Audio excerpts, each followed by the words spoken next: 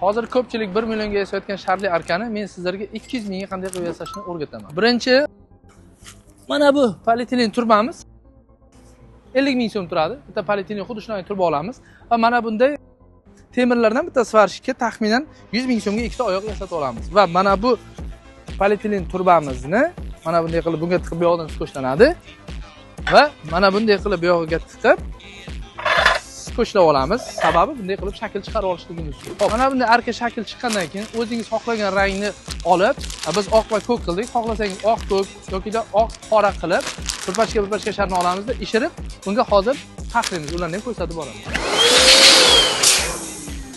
Hop, bizda maxsus apparat bor. Sizlar o'sha o'rtada jamoa bilan, sinfdoshlar bilan birgalikda ikkita oq va ikkita ko'kni ishirib, mana bunday qilib bir-biriga ikkita oqni o'zini misol mana bunday qilib tugib tashlaymiz va mana bu holatda yana ikkita ko'kni ishiramiz.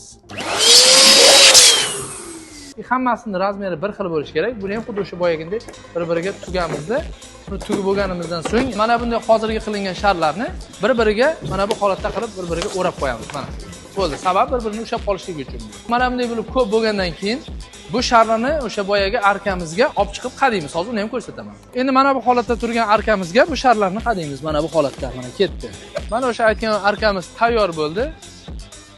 Va mana bunaqa ortgan sharlarni mana bunday qilib o'sha zaborlarga chiroyli qilib bog'lab qo'ysak ham bo'ladi.